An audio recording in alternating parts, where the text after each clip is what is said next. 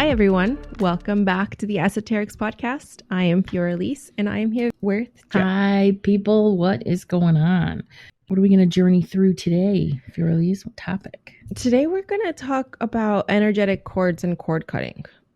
Oh, that's a good one. I've had a lot of questions from clients lately about that. Good. That's so it'll be timely. Yeah. But what's going on with you? Anything new?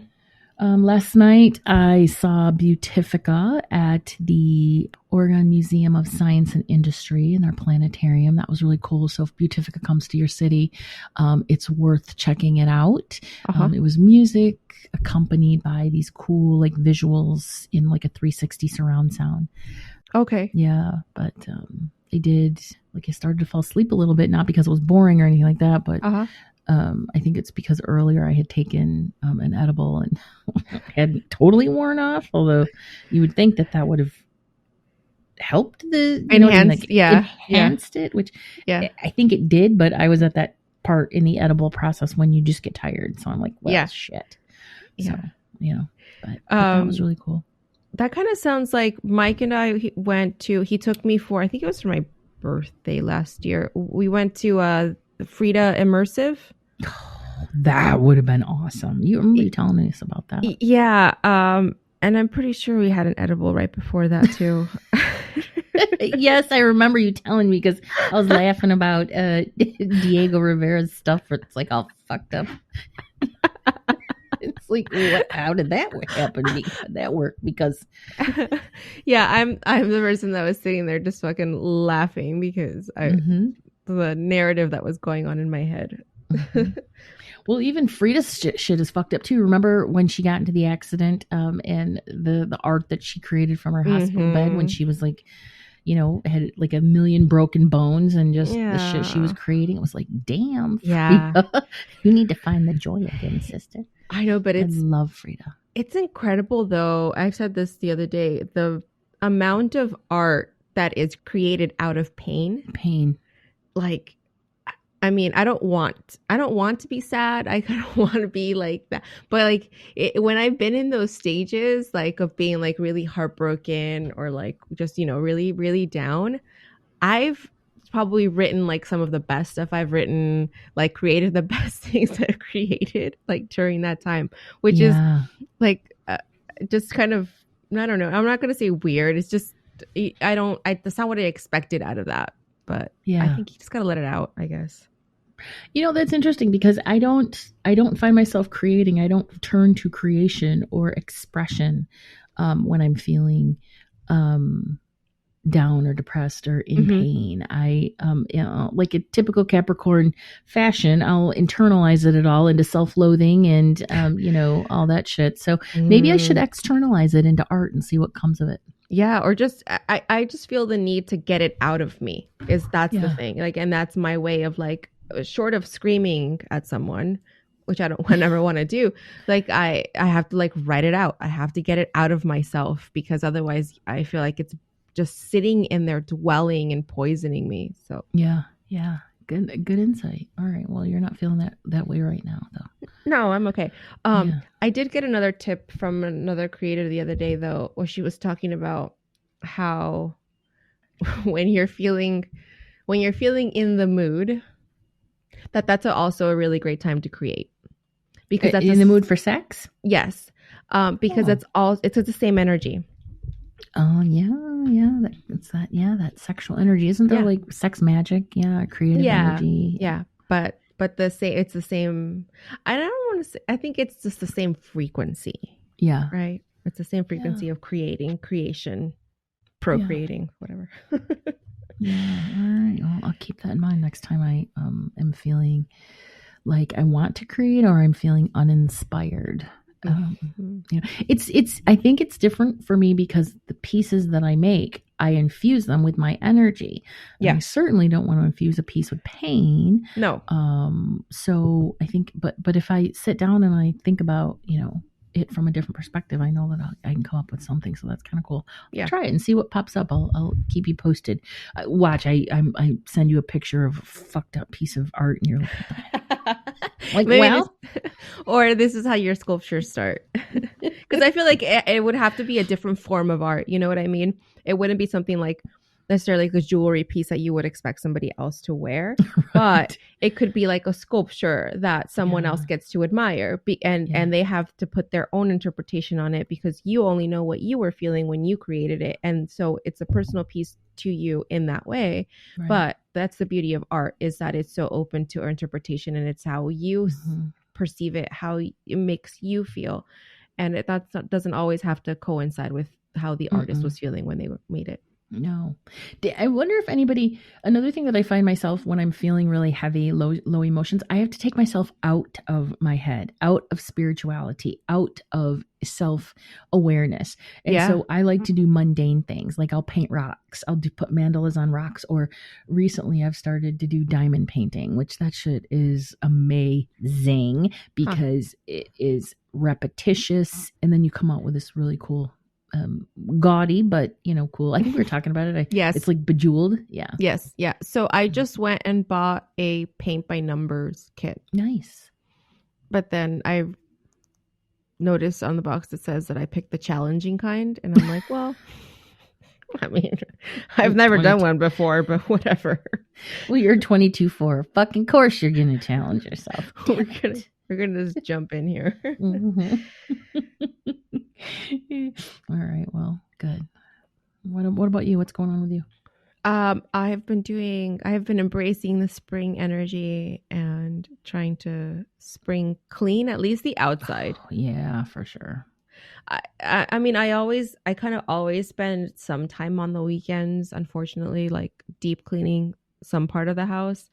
And first of all, I have to say, thank God for fucking ruggable rugs, because I wasn't going to put rugs in the house. And then I went to my friend Joseph's house and he had a ruggable and I was like, oh, I like this. And he's like, yeah, this is what it is. And I'm like, oh, you can wash it. They're awesome. Because these fucking dogs. Yeah.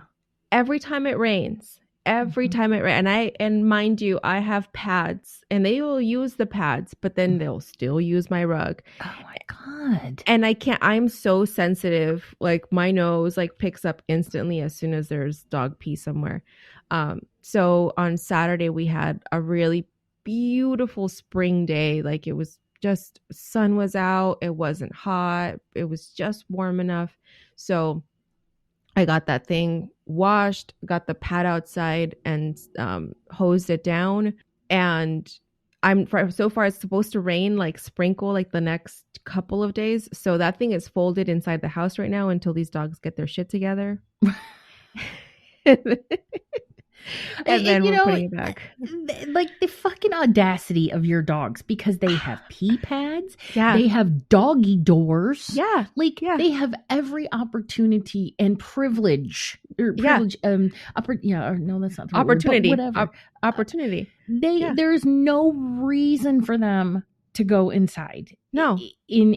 On a place that's not designated. Yeah. They're seriously. Just cold. They're just cold and they don't want to get wet, which is ridiculous. You're a dog. And your patio is partly covered too, right? Yeah. Yeah. Yes, they have a little seriously, spot. Your dogs have audacity. I mean, they seriously do. And it's Ruby. I'll tell you, it is Ruby. I would not blame you. I would guess it would be Honey. So it's Ruby. It's Ruby. Honey actually does not care so much about the rain. Honey only recently started to care. Honey only cared until we got Ruby in the house. And then she saw that Ruby doesn't want to go outside when it's raining. So now she doesn't want to go. But before, she didn't give two shits. She would just go out there. And even the other day, I'll tell you, on her priority scale of things that are important to her, going to bark at the pool guy is much more important than getting wet.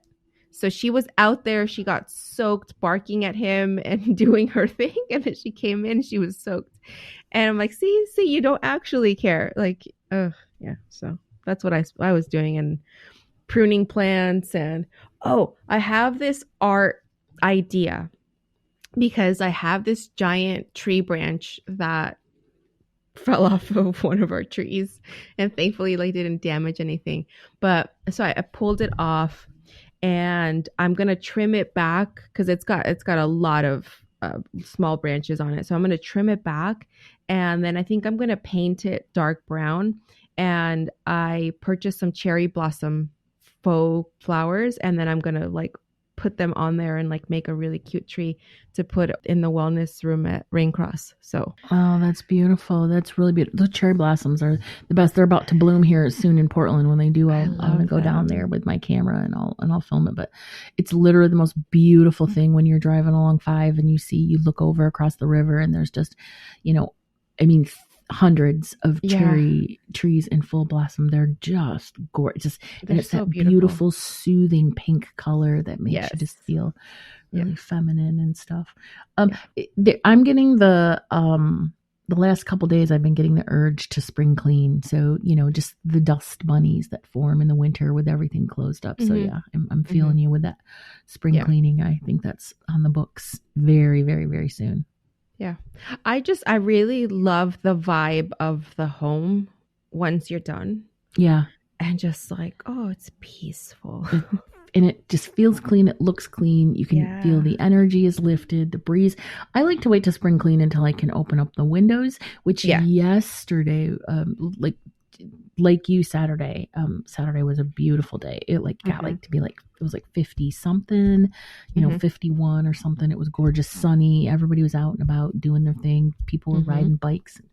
So, it's coming. Spring is here. And I love it because in Michigan, people are posting, apparently they had another big snowstorm a couple days ago. And this is about the time in Michigan when I would get what's called snow weary or winter weary, when it just never seems to end. And then, you get these big ass snowstorms, at the end of March and the beginning of April. And you're just like, oh, come on. So I don't miss that shit at all.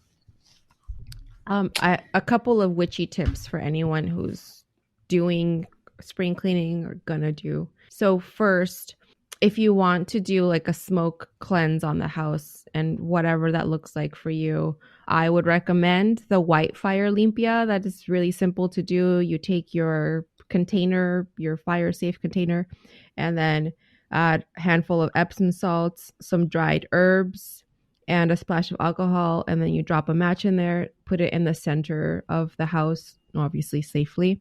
But you want to make sure all your windows and doors are open. And this will help to cleanse and clear out any energy from the home to just kind of like refresh the energy. And then this is something that I started doing kind of new. And this one came from Erica Buenaflor, is take some cinnamon in your hand, some cinnamon powder in your hand, and stand at your front door. And then you blow it into your house. And this is to call in abundance. I love that. Well, the whole thing. I mean, the fire, but then also the cinnamon. Well, I'm going to freaking drop cinnamon sticks everywhere throughout my house. Yeah. Not the same, but kind of. Yeah. Good. All right. Spring clean, people. Get out there. Spring clean. Do it. It's the equinox. What else? Do you have announcements? I really don't. No. Nope. We got merch. Go to the website, esotericspodcast.com/merch. Pick up some merch. Get yourself a t-shirt, hoodie. There's other cool stuff coming. Yes. Yeah. We'll have more. It's up there. I just have April 7th is my full moon ceremony. This will be out here in the city of Riverside at Raincross District in downtown Riverside. And then we have Meditation Mondays starting April 3rd and again on April 17th. Nice. And you can find all of those on my website, fiorelise.com/event. Excellent. Stuff going on. Yes. All right. Ready to talk about energetic cords? Let's do it. Okay. So I was telling you before we started recording. So last night I was trying to have a creative session. And so I just ended up writing down kind of a lot of notes about energetic cords, clearing that, and just kind of getting into the nitty-gritty of it. So first, I wanted to talk about energetic cords. What are they and how do they form? Yeah. So the basic understanding of what energetic cords are, first of all, they don't always have a reason. There's not always like a reason why they happen, but they come from having an interaction with a person, from carrying on, having some direct eye contact. The point is that there's some kind of energetic exchange with this person. And it does work both ways. It doesn't always work one-sided, especially like, so if you think of it like celebrities, like you're not forming an energetic cord to a celebrity who doesn't know you exist. Right. To an extent, right? But then if it's strong enough for you and your subconscious, you can form an energetic cord because you're constantly thinking about this thing, this place, this situation. So yes, it forms in a way, but when we're talking about a relationship with two people, it's generally an interaction has to happen. Yes, absolutely. So how do these energetic cords form? So conversations, interactions, and then the types of relationships in which this can happen. So this could be with coworkers, friendships, sexual relationships. And then there's also the cellular connection. So your direct, like your bloodline, right? So your parents, your brothers, sisters, cousins, all that. But also your ancestors. Like there's also that connection, that DNA connection with your ancestors. And then finally, there's places or time periods in which you could have formed an energetic connection to as well. There are also soul contracts, and that's energetic cords can also be tied directly to karmic links. It's all energy, yes. Karma, karmic debt, karmic lessons, that sort of thing, which is, again, not punitive. It is experiential. Yes. Yeah. So sometimes these connections can be short lasting. Again, like if you have a quick interaction with like a cashier, let's say, right? Like that's a very short lasting energetic cord. And and obviously depending on like what kind of interaction you had, if that was just a very transactional conversation, then there's no need. But if, something happened within that and you got mad or maybe there was something like outstanding about that person. Like, okay, I have this really weird example. The first time I ever went to In-N-Out, I was probably, I don't know how old I was. I was maybe like 13 years old. And I remember I went with my mom and we walked in, and I remember to the point where I remember this, right? Like now, because how many like interactions with a cashier at a burger place do you remember? I remember this one. The cashier, it was a young man, and he was so nice. Like the nicest person I've ever met in my whole life, to the point where like it stuck with me. And like I thought about it for weeks. I was like, why was that guy so nice? Like oh, they have great customer service at In-N-Out. I mean, really, they don't just hire anyone. But like, I was so like, oh my God, like, wow. I was just super, super impressed by like, I was like, I feel like he loves me. Like it was weird. Oh, I love that.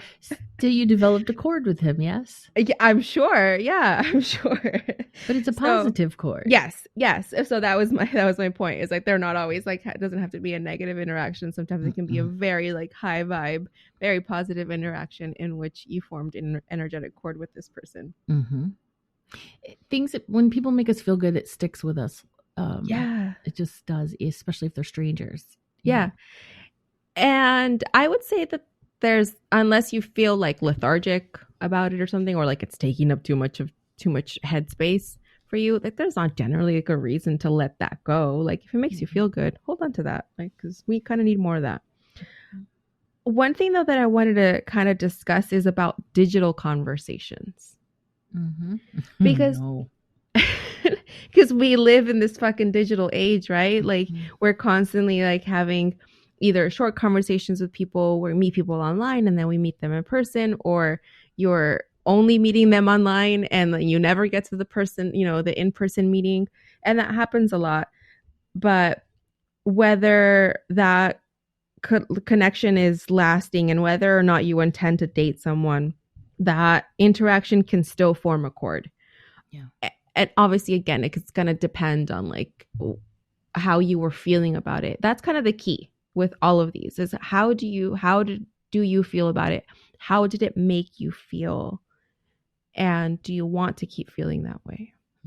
So I think the dating advice, like guru people, like they always say, if you're on a dating app and you are on there with the intention of like actually dating people, limit the chatter, like limit the like texting, like just get to the in-person meeting, because you're just wasting your time. Like, because some people are great texters, they're just great like conversationalists online, and then you meet them in person and there's just like nothing there.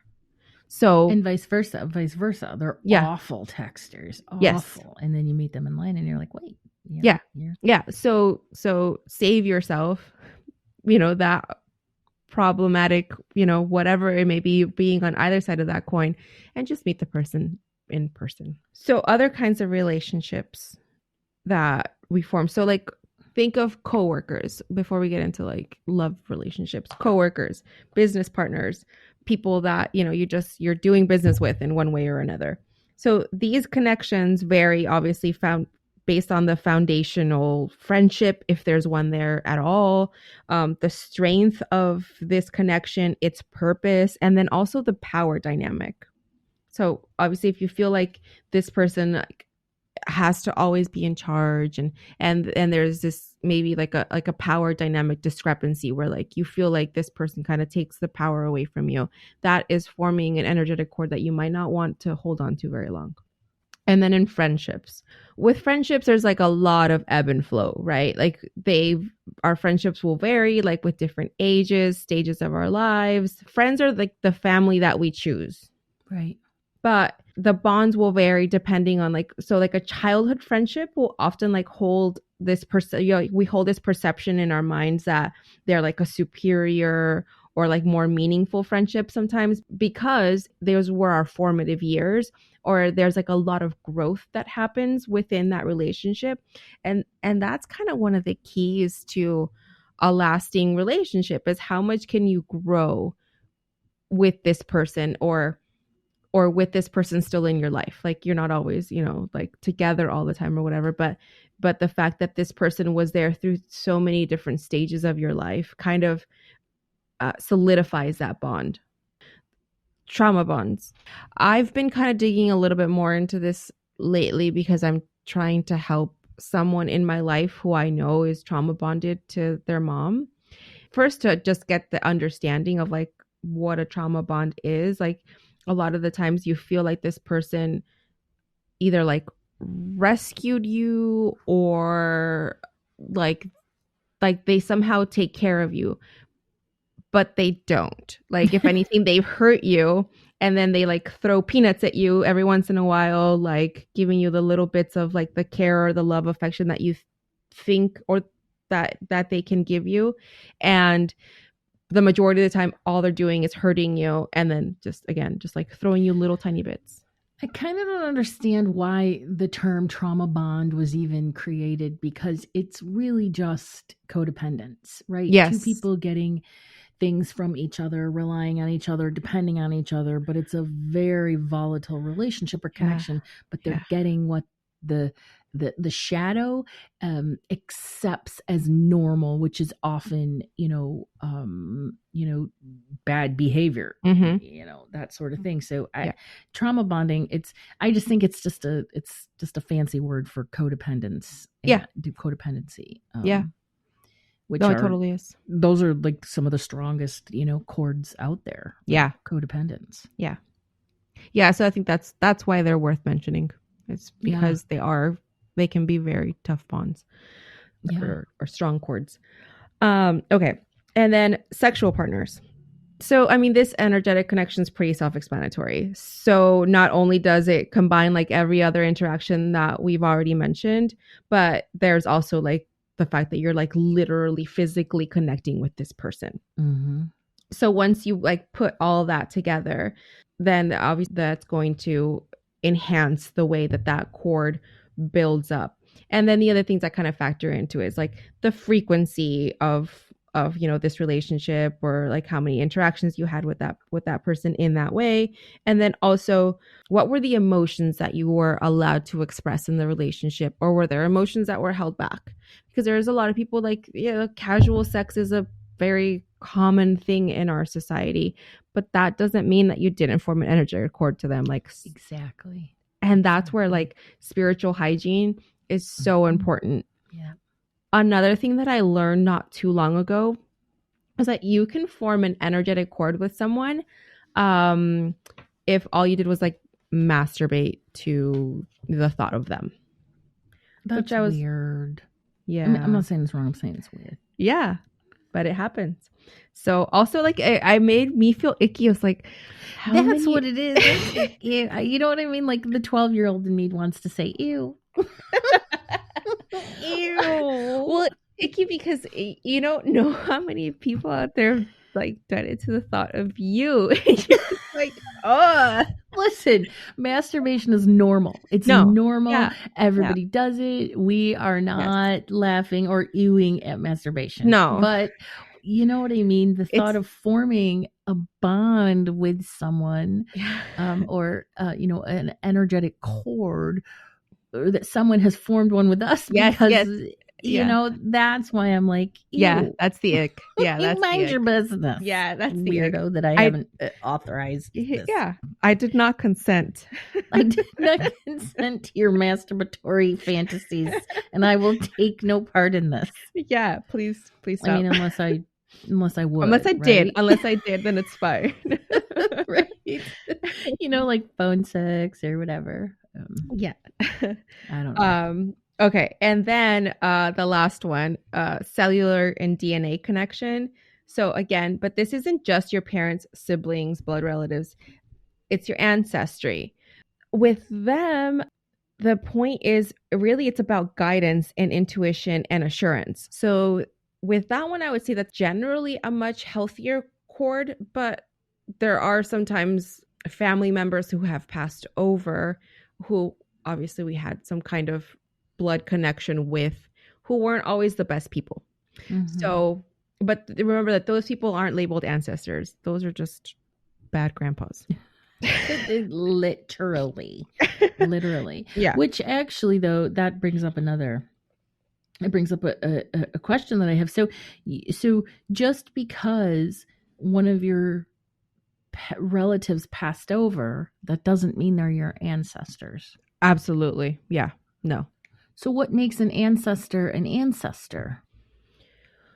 I think it has to do with how they lived their life.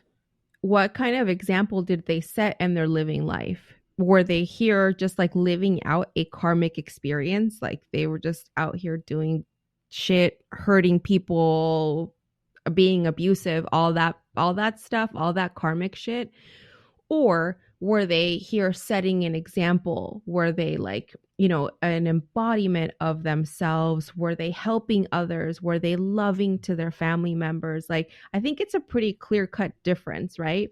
Like when you think of your grandma, like, that's an ancestor. Like that's like, who she was, what she taught you, the way she made you feel, like that's an ancestor. Whereas the other ones, not so much. Definitely not. Being an ancestor is a privilege that not everybody gets to have. Okay. That's actually some beautiful cultural insight. Yeah. And I don't know that like your standard Christian, religion even, I mean, I don't know. I'm just assuming here, which is probably not the right thing to do, but you don't hear about ancestors in Christian religion. I don't anyway, or no. Am I thinking of it indifferently? No, they don't, because they call it, they say that ancestor worship is idolatry. And yeah, so, right, okay. Oh God, don't get me started on that, because you'll put me down the anti. Okay, I'm just gonna put out there, I've never understood this whole thing of like you're not supposed to worship other like beings other than God or whatever. But then like I was raised with hearing that, and then I would walk into the Catholic Church and literally every stained glass window was like a different saint. And I was like, wait a minute. I thought we weren't what? So which it boils down to, like you can only talk to God through a priest. right? And you can't talk to God, and that's what confessions are, right? Yeah. And I'm just like, wait a goddamn minute. No. That is not true. Lies. Thousands of years of lies. Yeah. See what happens when you get me started talking on the Christian religion when you didn't get me started and I interjected myself. Yeah. I think at this point, if you don't know how you feel about organized religion, yeah. All right. On to better topics. Well, actually, you know what? I want to touch about it just a little bit more. We're going back for a minute. Hold on. So this morning I was reading this post on in this group, and this girl was talking about, I just kind of want to get somebody's opinion about, blah, blah, blah. And she tells a story of this healer practitioner. She's a medium.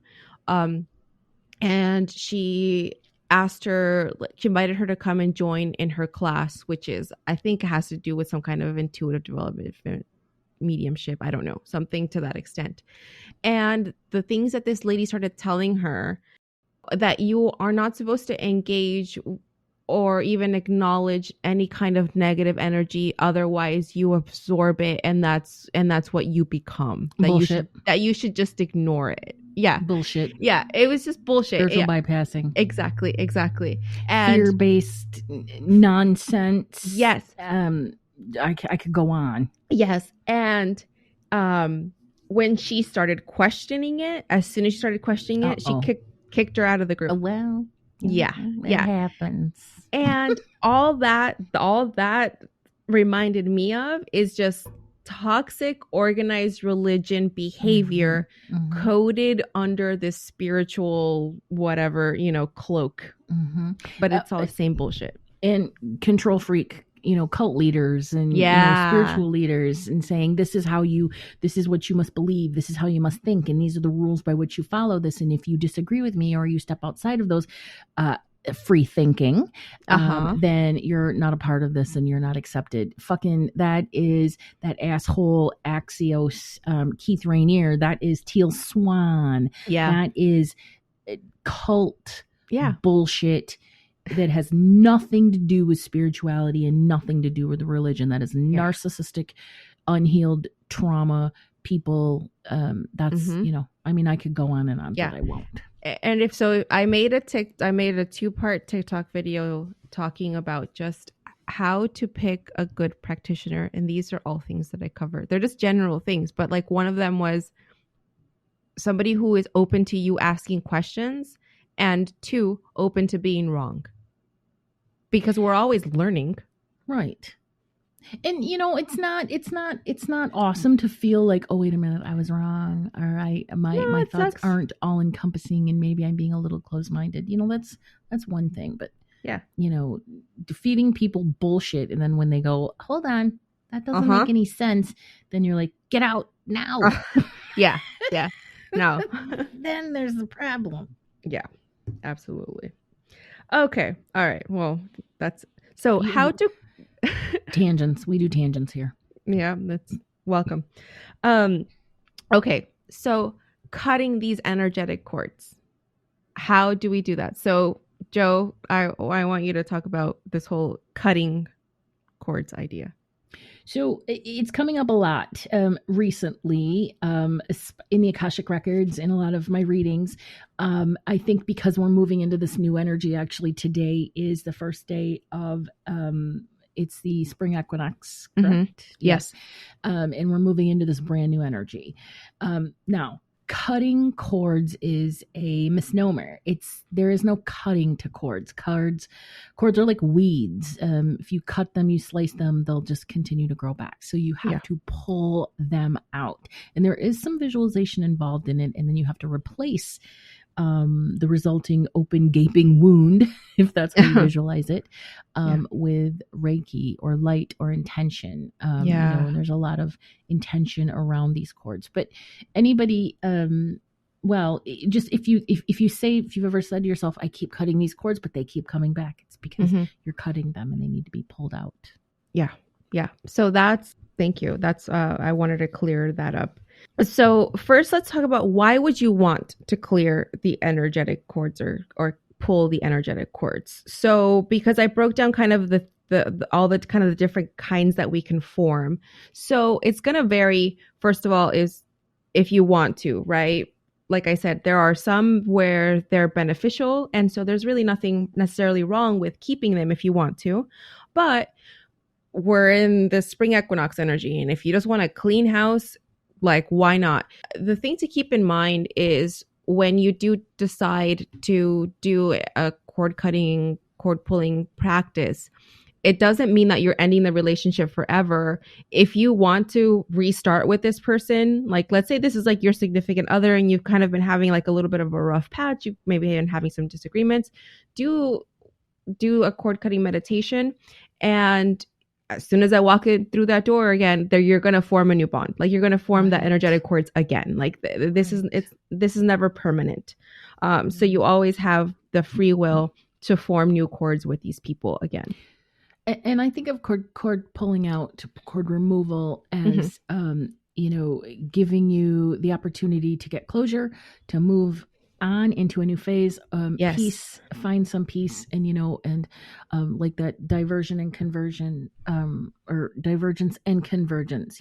Sometimes people grow apart, but they also can come back together and form new, healthier cords. Yes. So if you're feeling burdened by the thought of a person or of a situation or of maybe a place you went to and you had like a bad experience, so those are reasons why you would want to.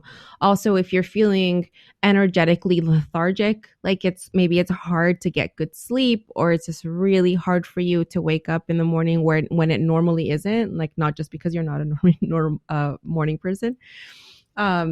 This is something that you might want to practice and try it out and see, if it might be beneficial for you. Okay, so the different ways in which you can do cord pullings. So one is you can do a guided meditation. There are so many out there. There's so many on YouTube, on Spotify. Like all you do is just, search cord cutting and you'll get a bunch. Like you don't need us to guide you through it, but maybe we can do one if you want one. Like, just let us know. There's also candle magic. If you're into the witchy woo woo and you want to do a candle magic little shebang, you can take 2 candles. You have to find some fire safe bottom plate, something to put them on, but you take two candles, you put them about 6 inches away from each other, and then you can dress the candles if you're so inclined, like if you want to dress them in some oil and sprinkle them with some dried herbs, up to you, or you can just stick the 2 candles and do something simple. You tie a piece of twine around them close to the wicks, and then you set the intention that this is a cord cutting ritual, and then you light each wick. You decide which candle represents you and which candle represents the other person. You light the wicks, and then there's all sorts of videos of people who have done these or do these for other people. So you can do it for yourself. You can hire someone to do it for you, I guess. I don't know. I personally don't really subscribe to the idea of having somebody else do the work for you. So that's a wonderful piece of insight. Somebody else can't remove cords for you. They can't remove them. They cannot remove those cords for you. The cord removal is 100% intention. And somebody who is going to charge you a bunch of money to quote unquote remove your cords. I'm not saying that energy healers can't do that work. They can help facilitate it, but you are a critical component of that. And much like shadow work, you have to do the work yourself. They can guide you through it. They can walk you through it. They can coach and mentor you through it, but they cannot do it for you. Yeah. So gets me to my third one. So the third one is you can have Reiki. So I do Reiki on people, and I can feel sometimes these attachments within a person.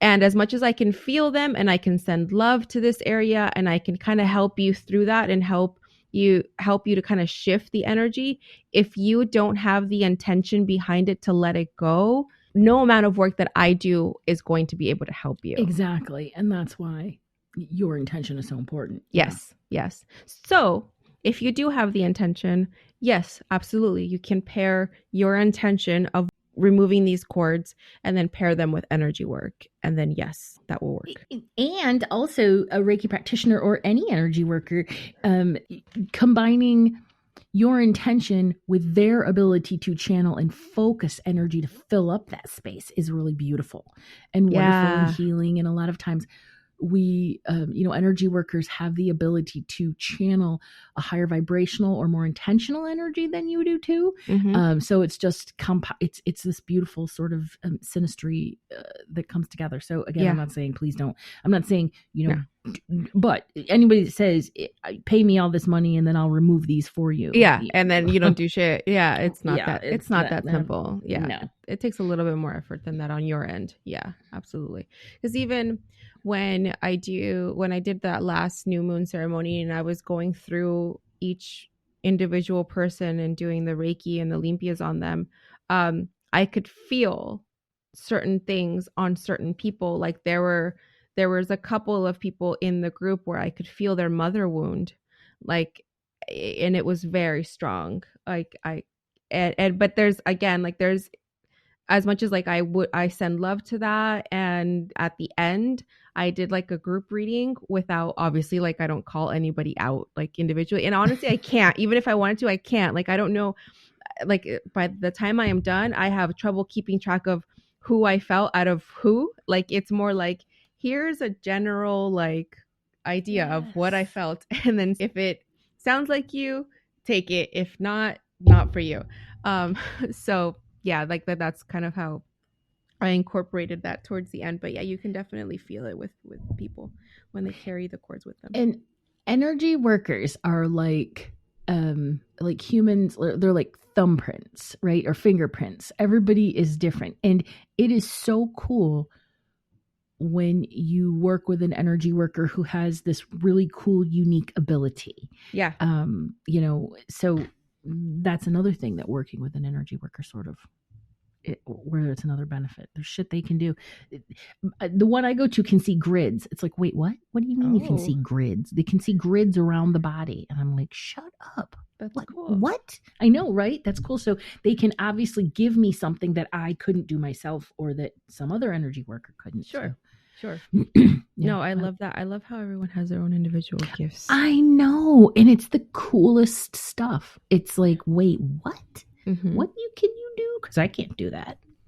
Yeah. So that sums up everything I had on energetic cords. So if you feel so called to pull some cords to free up some energy in your life, do so. Yeah. I think it's important because it also, depending on how you deal with stress in situations, that call for, going deeper. Sometimes, no matter how hard we try to be disciplined, quote unquote, or to be intentional, or to make changes, or to, be positive, I'm not talking about toxic positivity. I'm talking about trying to stay focused on positive outcomes. Yeah. I have this thing on my computer monitor, and it says, "Do not imagine the worst, activate the best." Right? Mm-hmm, mm-hmm. That's what I'm talking about. But sometimes, no matter how hard we try, our programming it keeps us from releasing these people or these thoughts from our lives. And that's when, it helps to have some help.